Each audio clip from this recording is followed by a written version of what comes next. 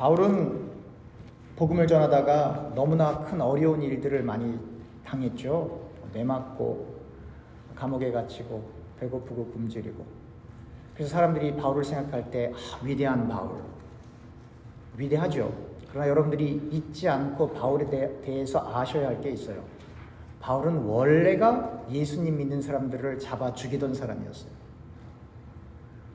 집집마다 들어가서 그의 성격상 그냥 넘어가는 집이 없었을 거예요.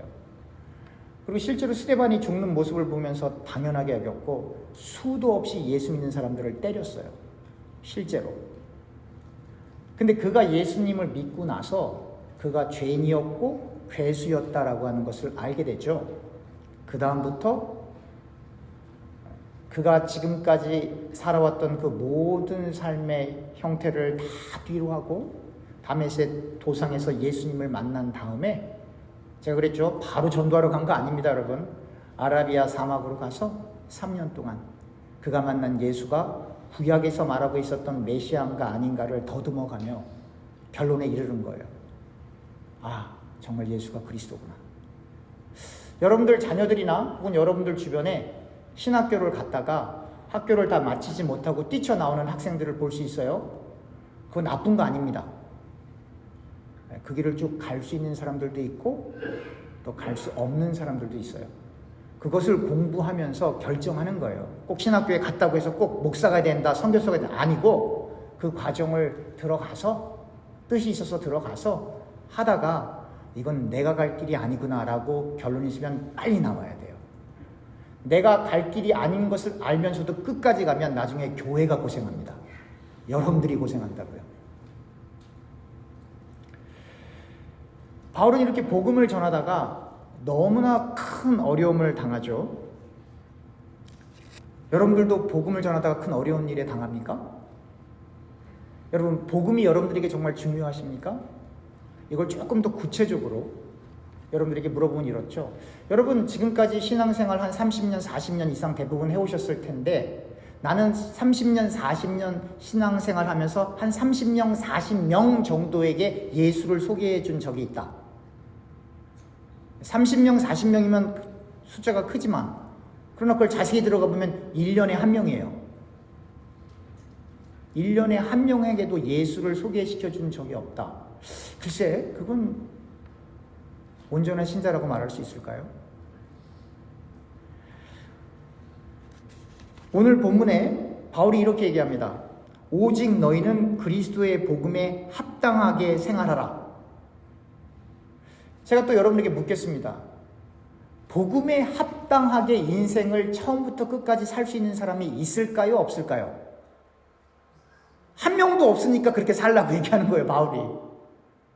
근데 빌립보 교인들은 원래 예수님을 믿기 시작하면서 바울과 이렇게 소통하기까지 계속 복음 전하는데 동참했던 사람들이거든요. 그러니까 이 빌립보 교인들이 복음을 안 전한 게 아니에요. 전하긴 전했어요. 그런데 그 전하는 복음에 합당한 삶을 살지 못했어요. 바울은 어떤가요?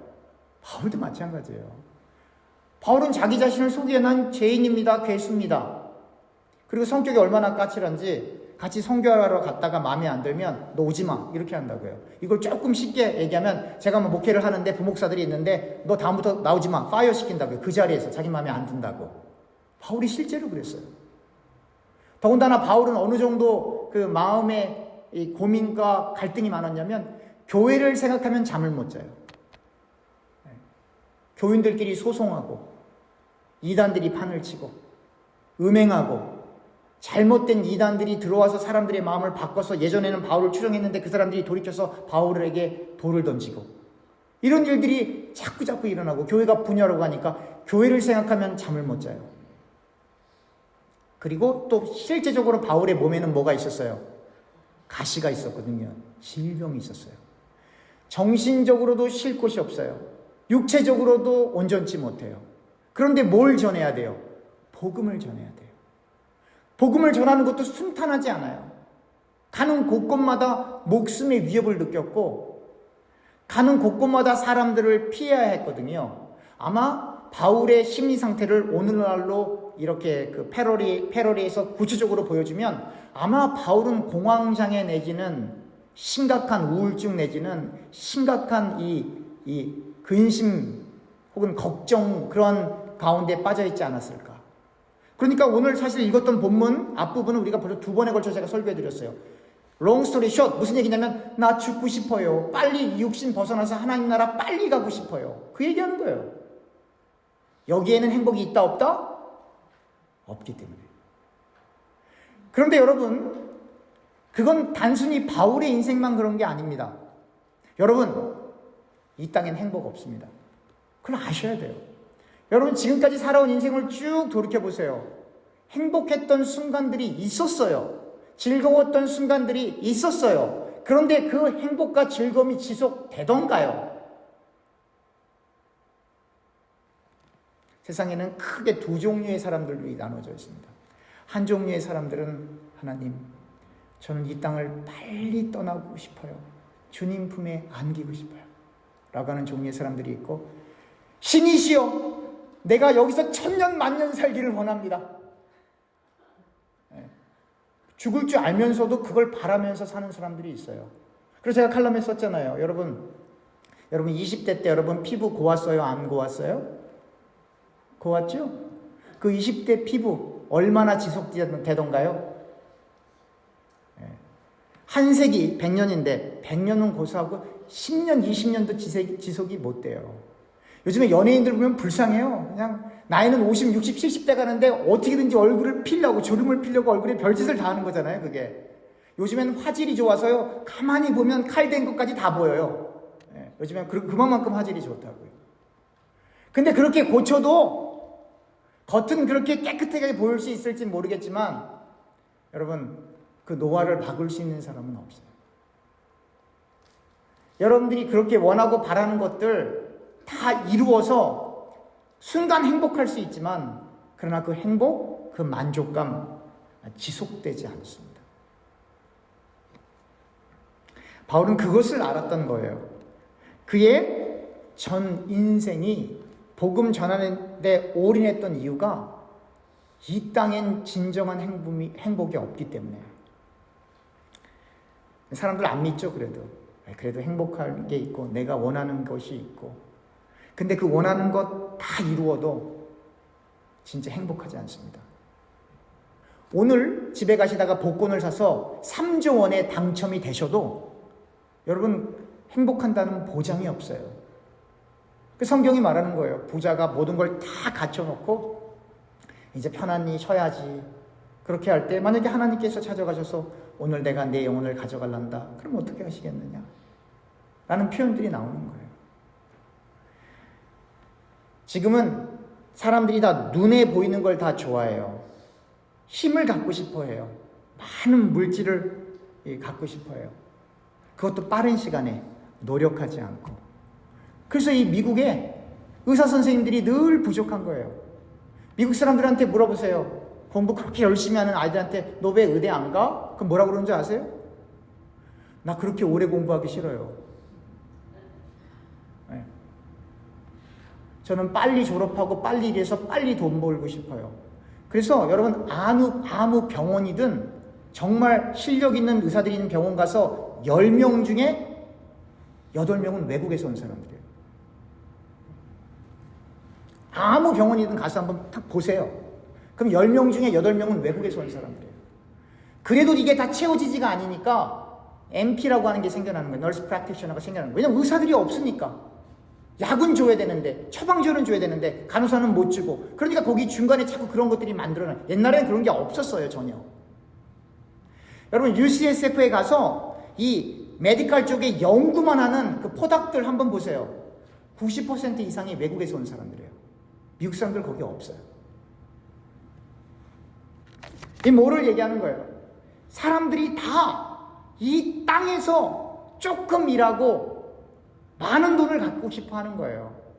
거기에 행복이 있다고 생각하는 거예요. 여러분 요즘은 사명감을 갖고 의사 되는 선생님들을 찾아보기가 참 어려운 시대예요. 죄송합니다. 오늘날은 사명감을 가지고 목사 되기 원하는 사람들도 찾아보기 참 어려운 시대예요.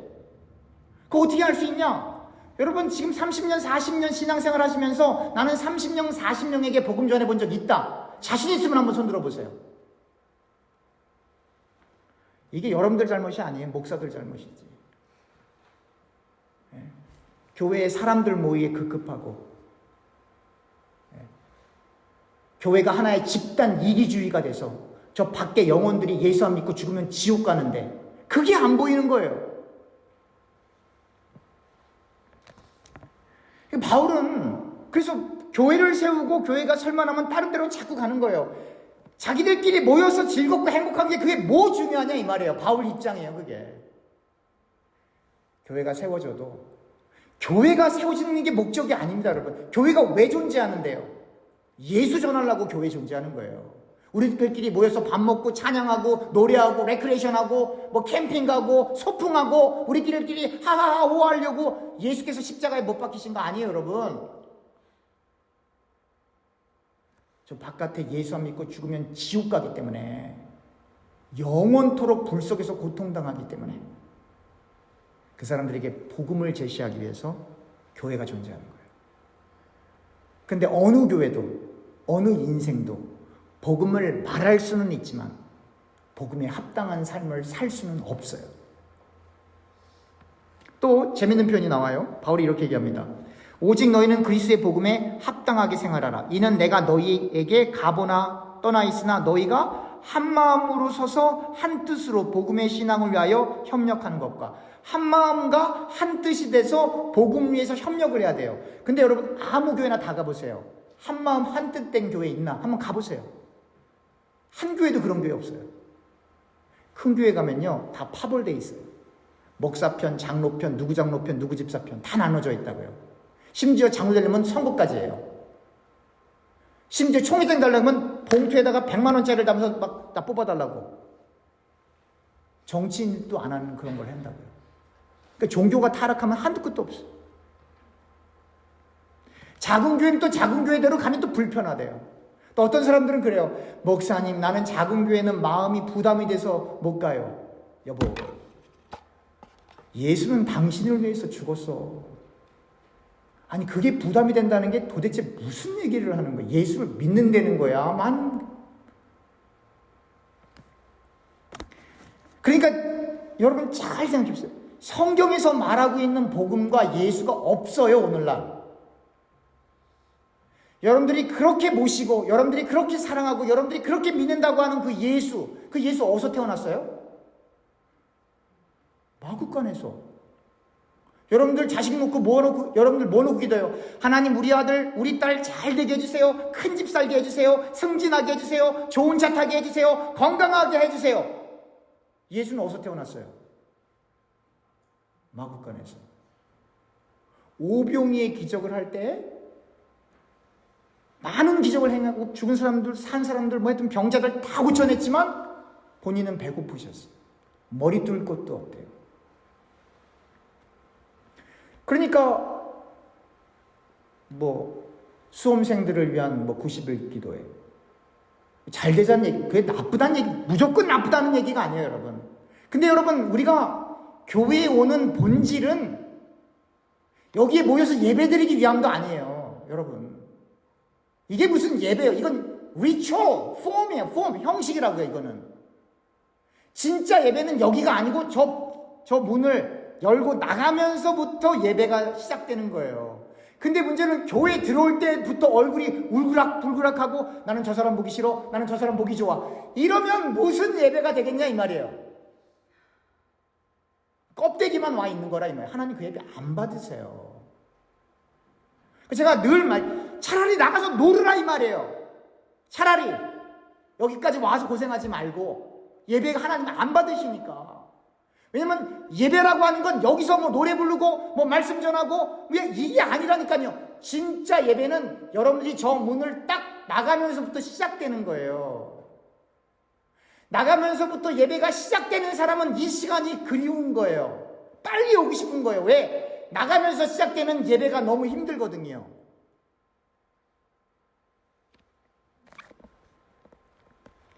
그러니까 오늘 바울이 이렇게 얘기하는 거예요. 한 마음 한 뜻으로 복음의 신앙을 위하여 협력하라. 왜 이런 말 할까요? 한 마음 한 뜻이 안 되니까 그런 말 하는 거예요, 여러분. 잘 되면 뭐할로 바울이 이런 얘기를 해요? 그러니까 교회가 시작된 이래로 지금까지 한마음 한뜻으로 교회가 든든히 서 있던 적이 단 한 번도 없었고 지금도 마찬가지예요. 그래서 어느 교회든지 가보시라니까요. 다 파벌이 있고, 여러분 장로교를 가보세요. 통합, 합동, 고신, 대신, 무슨 뭐 하여튼 많고, 침례교를 봐도 많고, 감리교를 많고, 그렇게 많은 게 한국은 교단이 100개가 넘는데요. 왜 그래요? 진짜 하나님의 영광을 위해서 다 거짓말이에요. 자기들 마음대로 하고 싶은데 안 되는 거예요. 그래서 그러는 거예요. 28절입니다. 무슨 일에든지 대적하는 자들 때문에 두려워하지 아니하는 이 일을 듣고자 함이라. 이것이 그들에게는 멸망의 증거요 너희에게는 구원의 증거니 이는 하나님께로부터 난 것이라. 좀 이게 한글로 쓰여있지만 이게 한글을 이해하기가 참 어려운 구절인데 내용은 이거예요. 여러분, 바울은 복음을 전하다가 생명의 위협을 느꼈어요. 근데 그 생명의 위협을 느끼고 어려운 일을, 애먹는 일을 이렇게 많이 당하는데, 그 복음을 전하다가 그 어려운 일을 당하는 것이 바로 그 박해하는 저 사람들에게 멸망의 증거라고 하는 거예요. 그리고 그렇게 복음을 전하는 그 신자에게 있어서는 그 박해와 고난이 생명에 이르는 구원의 증거다라고 하는 거예요. 이게 증거, 에비던스라고 하는 거예요. 그러니까 여러분, 아무리 말을 많이 해도 증거가 없으면 소용이 없는 거예요. 사실 엊그저께 저희 교회 들어왔던 강도 3명이 다 일망타진됐습니다. 다 잡았어요, 어제. 그냥 이제 저 셰리프가 와서 이렇게 인터뷰를 하는데 뭐 안 했다 그러죠. 근데 제가 이제 그 알람 컴퍼니에 있는 그 웹사이트 들어가서 그 사람들이 부시는 장면들이 다 녹화가 돼 있거든요. 그래서 클립으로 다운받아서 셰리프한테 그걸 다 보내줬어요. 그러면서 셰리프가 이렇게 얘기했어요. 네가 아무리 아니라고 얘기해도 여기 사진 있는데, 클립 있는데 근데 아무 말 못하죠. 이걸 증거라고 하는 거예요. 증거라고 하는 건 이 파워거든요. 사람이 아무리 말을 잘해서 이렇게 변명하고 저렇게 얘기를 해도 증거가 여기 있으면 못하는 거예요. 여러분, 우리가 예수 믿는 증거가 있어야 돼요, 여러분. 여러분, 예수님 전하다가 애먹어 보신 적 있어요?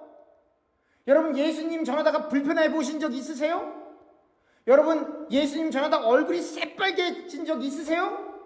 아니, 예수님을 지금 전해야 되는 것 때문에 우리가 전전긍긍해야 되는데 다른 일들 때문에 자꾸 속상하다 그러면 언제 복음 전하시려고 그래요? 제가 늘 강조해요. 전도해서 우리 교회 데려오라는 얘기가 아니라고요, 여러분. 교회 오고 안 오고는 그 다음 문제예요. 저 죽어가는 영혼들 정말 오늘 밤에 죽으면 지옥 간다니까요. 여러분들이 그렇게 아끼고 사랑하는 자녀들 세상에서 얼마나 훌륭해야 될지는 모르겠지만 예수 안 믿고 죽으면 지옥 간다니까요. 여러분 안 믿으십니까? 여러분, 제가 물어볼게요. 천국 있나요, 없나요? 지옥 있나요, 없나요? 제가 그게 없으면 여기 있겠습니까? 저 같은 사람이? 교회 다니겠어요? 물론 천국 가기 위해서만 교회 오는 거 아니에요. 예수 믿는 거 아니에요. 그러나 그 세계가 분명히 있어요. 그래서 이 시간 여러분들과 제가 여기에 있는 거 아니겠어요? 여러분들과 저에게 증거가 있어야 돼요. 복음을 전하다가 불이익도 당해야 되고요. 복음을 전하다가 애먹는 일도 있어야 돼요. 물론 바울 시대만큼 그런 일은 아니겠죠. 그러나 그러한 증거들을 주님께서 카운트하십니다. 29절입니다. 그리스도를 위하여 너희에게 은혜를 주신 것은 다만 그를 믿음뿐 아니라 또한 그를 위하여 뭘 받게 하려 하심이라? 고난. 근데 대부분의 신자들 교회 왜 와요? 뭐 받으러 와요? 복 받으러 오죠? 아니, 축복 대성회라니 무슨 헛소리들을 하고 있는 거예요. 무슨 복 얘기하는 거예요? 하늘의 복을 받으면 고난 가운데 예수를 증거하다 당하는 그 고난이 복임을 알게 되는 거예요, 여러분. 믿으십니까? 성경은 이렇게 이야기하고 있잖아요. 예수를 믿는 것뿐만 아니라 고난을 받게 하려 하십니다. 그럼 왜 고난받는 게 복일까요? 여러분, 고난을 받지 않으면 신자는 기도하지 않습니다. 고난을 받지 않으면 죽는 게 싫어요. 여기서 오래 살고 싶지. 본능적으로 사람은 죽음을 피합니다. 왜냐하면 한 번도 경험해보지 않았기 때문에. 그러나 성경을 읽으면 읽을수록 죽음에 대한 명백한 묘사가 있습니다. 여러분, 죽는 건 즐거운 거예요, 여러분. 끝이 아니고 여러분들과 제가 원래 있던 본향으로 돌아가는 거예요. 여러분들과 제가 이 땅에 살아있는 것은 여러분들과 저의 개인의 영달을 위해서가 아닙니다, 여러분. 하나님의 거룩한 뜻이 있어서 그런 거예요. 여러분들과 저는 제가 늘 강조하는 것처럼 하나님께서 우리에게 허락해 주신 그 뜻, 그것이 우리에게 오면 그게 우리에게 사명이거든요. 그게 닿으면 가는 거예요. 더 좋은 곳으로 가는 거예요. 여기서 성경의 가르침과 이단들과의 차이점이 나오죠. 이단들은 여기서 이렇게 얘기하죠. 그러니까 재산 바치세요. 돈 더 많이 내세요. 이런다 이 말이에요. 성경은 그런 게 아니에요. 그 나라가 있기 때문에 여러분들이 살아서 만날 수 있는 그 사람들을 소중하게 여기고 긍휼히 여기고 이 땅에서 볼 제한된 시간 내에 그 보는 그 시간 동안 할 수 있는 만큼 사랑하고 용서하고 이해하고 배려하고, 그리고 예수님을 믿지 않는 사람들이 있으면 조금 창피한 마음이 들어도 복음을 전하는 그런 삶을 살도록 노력해야 하는 거예요. 여러분, 예수께서 제자들을 부를 때 뭐라고 말씀하세요? 너 자신을 부인하고 너의 십자가를 지고 나를 따르라. 한마디로 옮기면 너 나 따르면 고난당해. 그 얘기 아니겠어요? 자기 자신을 부인하는 것보다 더 큰 고난이 어디 있어요? 자기의 의지를 꺾어야 되는데, 내 의지는 저 사람 미워. 근데 주께서 그러지 마. 얼마나 힘들겠어요? 내 의지는 저기로 놀러 가야 되는데 주님께서 말씀하시길 그런 데는 쳐다도 보면 안 돼? 얼마나 힘들겠어요? 늘 자기 자신을 거슬러야 되는데 그게 고난이에요, 여러분. 내부적인 고난. 또 외부적인 고난은 역사적으로 박해가 있었던 시대가 있었죠. 다시 말하면 예수를 믿으면 세상의 복을 누리는 자리로 가는 것이 아니라 하나님의 영광을 위하여 고난을 받는 자리로 가는 거예요. 그래서 여러분들과 제가 인생을 살아가면서 깨닫게 되는 거예요. 여기엔 행복이 없구나. 여기엔 샬롬이 없구나. 여기엔 진정한 기쁨이 없구나. 아, 하나님 나라 빨리 가야지. 이 말은 빨리 죽겠다는 이야기가 아니라 그리스도 안에서의 삶이 하나님 나라와 연결되어져서 나 중심대로 인생을 사는 것을 벗어나 그리스도 혹은 하나님 중심적인 인생으로 살아가게 된다라고 하는 거예요.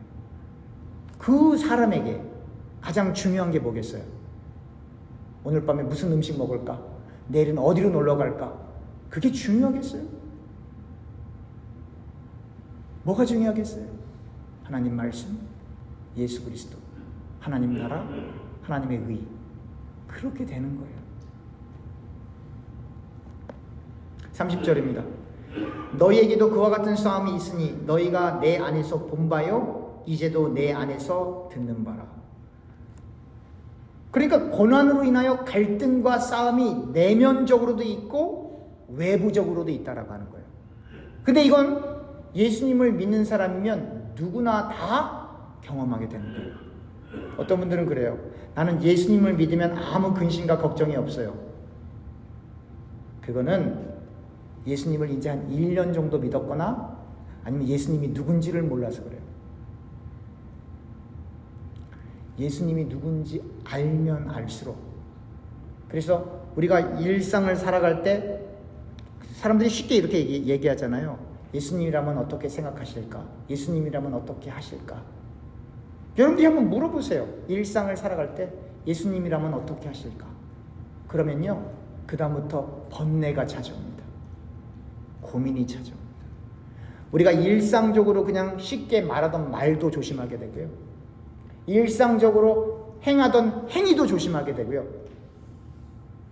만나는 사람도 조심하게 되고요, 가는 곳도 바뀌게 되고요, 바라보는 곳도 달리게 되고요, 인생의 목적이 다 백지화되는 거예요. 다시 말하면 여러분, 자기 부인은 그냥 내가 화가 나는데 내 화를 참는 게 자기 부인 아닙니다, 여러분. 자기 부인은 여러분들의 모든 계획을 다 접어버리는 거예요. 여러분들의 모든 계획을 다 접어버리는 거예요. 그래서 마치 바다 위에 노아의 방주가 두둥실 떠 있는데, 여러분, 그 방주엔 창문이 없어요. 그 방주엔 키도 없어요. 그 방주를 누가 이끌고 가는 거예요? 하나님이 이끌고 가는 거예요. 그 노아의 방주가 뭐하고 똑같냐면, 테바라고 하는데 히브리 말로, 그 방주가 뭐하고 똑같냐면 나일강에 떠 있는 그 모세가 들어있는 그 갈대 상자하고 똑같은 말이에요. 그게 갓난아이가 그 방주 안에 담겨 있는 거예요. 그 갓난아이가 운전할 수도 없고 바꿀 수도 없어요. 그냥 나일강에 두둥실 떠나가는 거예요. 그 방주를 이끌고 있는 분이 누구다? 하나님이다. 40일 밤낮으로 비가 온 다음에 비를 그치게 한 다음에 거기 있는 사람들이 다 나오는 구원을 맞이하는 것처럼, 그 갓난아이 모세가 이집트의 공주에 의해서 건짐받는 것, 그걸 구원이라고 하는 거예요. 우리 구원을 경험하는 것처럼, 그렇게 구원 역시 인간의 노력이 아니라 누가 하신다? 하나님이 하신다. 여러분, 이렇게 말씀을 알게 되면 여러분들과 제가 할 말이 점점점 없어지는 거예요. 왜냐하면 말씀이 분명하게 우리에게 말해주거든요. 너의 믿음, 너의 신앙생활, 그리고 너의 삶, 각자의 사람들이 열심히 했죠. 그걸 무시하는 게 아니에요. 그러나 그 믿음 역시, 그 이끄심 역시 하나님이 하셨기 때문에 크게 두 가지로 사람들은 싸워요. 하나는 뭐냐면, 내가 내 육신의 정욕을 따라서 이렇게 행동하고 싶은데 하나님 말씀이 그건 안 된다 그러니까 그거와 갈등하게 되는 그 싸움이 있어요. 또 하나는 하나님의 일을 열심히 내가 한다고 했는데 그것을 내가 한 것이다라고 강조하고 싶은 나와, 내가 한 것이 아니라 주님이 하셨습니다라고 말하고 싶은 내가 충돌하게 되는 거예요. 세상과 하나님 말씀 사이의 갈등, 또 하나님 말씀 안에 들어와 하나님의 말씀을 지킨다고 하지만 그 안에 하나님의 말씀을 지키면서도 여전히 나를 드러내고 싶은 또 다른 나. 예수께서는 이 두 번째 사람을 향해서 욕하신 거예요. 독사의 자식, 회칠한 분, 이런 거 다 세상과 갈등하는 사람들을 향해서가 아니라. 왜냐하면 하나님의 말씀을 나누는 그곳이 순기능을 하지 못하면, 예수님께서는 강도의 속을 된다 그랬죠. 너희가 만민이 기도하는 집을, 성전 총도하시면서 만민이 기도하는 집을 뭐로 만들었다고요? 강도의 속으로. 그러면서 예수님께서 뭐 어떻게 하셨어요? 뒤집어 엎으셨어요. 채찍을 흔들으셨어요. 이게 무슨 뜻이냐면, 하나님의 말씀이 소통되는 곳이 순기능을 하지 못하면 강도의 속을만 될 뿐만 아니라 소돔과 고모라가 된다 이 말이에요. 여러분, 사실은 그 소돔과 고모라에 누가 들어가 있었어요? 롯이 들어가 있었잖아요. 그것이 불로 심판받는 거거든요. 말씀을 맺겠습니다. 여러분들과 저는 복 받으려고 교회 오지 않았습니다. 여러분들과 저는 뭐 받으러 교회 왔어요? 오늘 성경 본문에 고난 받으러 교회 왔어요.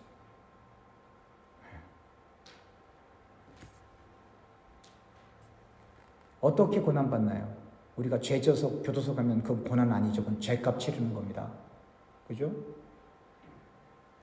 하나님의 영광을 위해서, 복음을 전하기 위해서 여러분들과 제가 불편한 길에 들어서는 거예요. 여러분, 여러분들과 저는 예수를 위해서 철저히 손해보기로 작정한 사람, 여러분 맞습니까? 심적으로, 실제적으로. 여러분, 고난받기 위해서 예수 믿는 거예요. 근데 나는 저 교회 갔더니 마음이 부담이 돼서 못 가겠다. 그 얘기는 뭐예요? 고난을 거부하고 편안하게 살고 싶다 이 말이거든요. 그래서 예수님 믿는 길은 성경이 딱 세 글자로 무슨 길이라 그러는 거예요? 십자가의 길 너무 길잖아요. 세 글자로 좁은 길. 정확히 얘기하면 좁은 문으로 들어가서 길을 가는 거니까 좁은 문으로 들어가는 게 맞죠. 근데 복음을 위해서 여러분들과 제가 여기 모여서 예배하기 위해서 교회가 있는 게 아닙니다, 여러분. 여기는 여러분들과 제가 바깥에 나가서 예수님을 증거하기 위해서 준비하는 곳이에요. 그게 안디옥 교회예요, 여러분. 그게 바로 하나님이 인정하는 교회. 자기들끼리 즐거웠던 예루살렘 교회는 베드로가 한번 설교에도 3,000명씩 들어오지만 하나님께서 밖에를 통해 완전히 쪼개버리는 거예요. 왜? 자기들끼리는 즐거운데 복음이 확산 안 되니까. 외부로 나가야 되는데. 그래서 거기를 완전히 하나님께서 다 쪼개시는. 그래서 거기서 주 역할을 했던 집사들과 장로들이 바깥으로 훅 흩어지면서 복음이 전 세계로 퍼져버리는 거예요. 그러니까 여러분 잘 아셔야 돼요. 이 성경을 오해 갖고는 마치 그 솔로몬 시대의 성전을 꿈꾸며 아니에요, 여러분. 하나님은 완전히 흩어버리기를 원하세요. 누구의 이름도 드러나기 원하지 않으세요.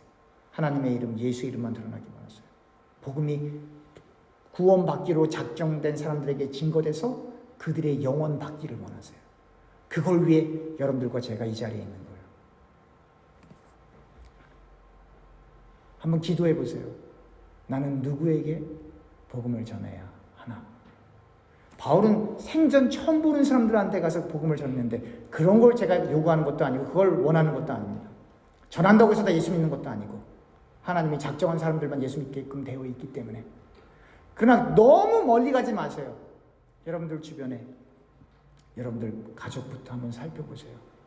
여러분들과 일평생 살아오는데 이 세상 떠난 다음에 여러분들의 가족들은 지옥에 있다라고 한번 생각을 해보세요. 그 말이 지옥이지 얼마나 비극적인 일입니까? 하나님의 거룩한 깨달음이 있길 주님의 이름으로 축원합니다. 기도하겠습니다.